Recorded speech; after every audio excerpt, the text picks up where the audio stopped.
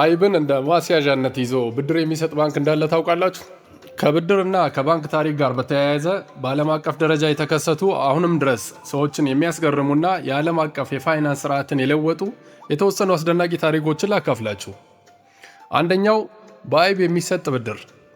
በጣሊያን የሚገኘው ክሬዲም ባንክ ከገበሬዎች እንደ ማስያዣ ወይም ኮላተራል አድርጎ ታዋቂውን የፓርሜሳን አይብ ይቀበላል።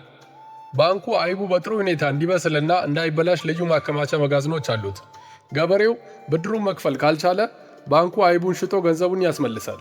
የሚገርመው አሁንም ድረስ በባንኩ ካዝና ውስጥ በሚሊዮን ዶላሮች የሚገመት አይብ ይገኛል። ሌላኛው የሚዲቺ ባንክ ነው። የመጀመሪያው ዘመናዊ ባንክ ሲሆን የብድር ጥበብ አባት ባንክም ይባላል።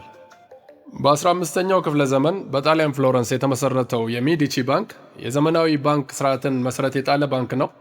አስደናቂው ታሪክ በዚያ ዘመን በካቶሊክ ቤተክርስቲያን ሕግ መሰረት ብድር አበድሮ ወለድ መውሰድ እንደ ታላቅ ኃጢአት ይቆጠር ነበረ። በመሆኑም የሚዲቺ ባንክ ባለቤቶች ሕጉን ሳይጥሱ ትርፍ የሚያገኙበትን ዘዴ ፈጠሩ። ይኸውም ቢል ኦፍ ኤክስቼንጅ ወይንም የምንዛሬ ሰነድ የተባለ ዘዴ ነው። ብድሩን የሚሰጡት በአንድ ሀገር ገንዘብ ለምሳሌ ፍሎሪን በሚባለው ድብልቅ የወርቅ ሳንቲም ሲሆን ተበዳሪው የሚመልሰው በሌላ ሀገር ገንዘብ ወይንም ለምሳሌ ዱካት በሚባለው በንጹህ የወርቅ ሳንቲም እንዲሆን ይደረጋል። በዚህ የምንዛሬ ልዩነት ውስጥ በንጹህ ወርቅና በድብልቅ ወርቅ መካከል ያለውን ልዩነት ለራሳቸው እንደ ትርፍ ይይዙት ነበረ። በዚህ ጥበባቸው በአውሮፓ አህጉር ውስጥ እጅግ ባለሀብትና ተጽዕኖ ፈጣሪ በመሆን ለካቶሊክ ሊቀ ጳጳሳትና ለሀገር መሪዎች ጭምር ያበድሩ ነበረ። ሶስተኛው ግራሚን ባንክ ነው። ያለ ዋስትና ለድሆች የተሰጠ ብድር። እንደ አውሮፓ አቆጣጠር በ1976 በባንግላዴሽ በፕሮፌሰር መሐመድ ዩኑስ የተመሰረተው ይህ ባንክ የባንክ ታሪክን ሙሉ በሙሉ የቀየረ ነው።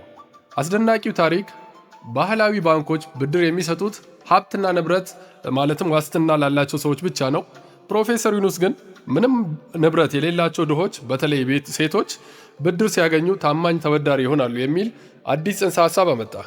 አሰራሩም ባንኩ ምንም አይነት የንብረት ዋስትና ሳይጠይቅ አነስተኛ ቡድኖችን በማደራጀት እርስ በርስ ዋስትና እንዲሆኑ በማድረግ ጥቂት ዶላሮችን ማበደር ጀመረ። በውጤቱም የብድር መመለስ ምጣኔው 97% በላይ ያደረሰው። ይህም ከአብዛኞቹ ሀብታም ተበዳሪዎች የባንክ መመለስ ምጣኔ በላይ ነበረ። ይህ አሰራር ማይክሮ ፋይናንስ ወይንም አነስተኛ የፋይናንስ አገልግሎት በመባል ተስፋፍቶ በቢሊዮን የሚቆጠሩ ሰዎችን ከድህነት አውጥቷል። ፕሮፌሰር ዩኑስ እና ባንካቸውም በ2006 የኖቤል የሰላም ሽልማትን አግኝተዋል።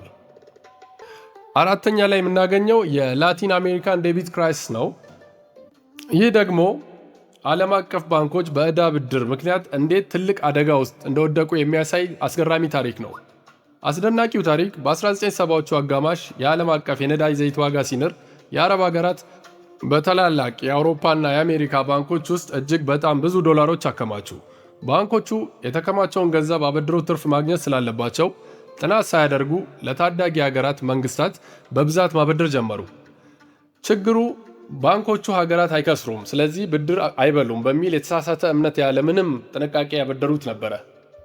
በውጤቱም በ1980ዎቹ የመጀመሪያ ላይ የወለድ መጠን ሲጨምር እንደ ሜክሲኮ፣ ብራዚል እና ኒካራጓ ያሉ ሀገራት ብድሩን መመለስ አልቻሉም።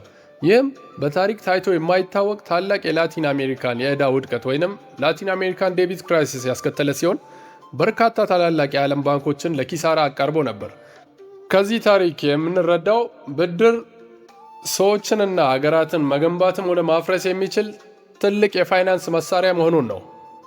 ውድ የቻናል ቤተሰቦች ለሰዓቱ የያዝነው ይህን ይመስል ነበር። ቻናላችንን ላይክ፣ ሼር፣ ሰብስክራይብ በማድረግ አነቃቁልን። ቻው።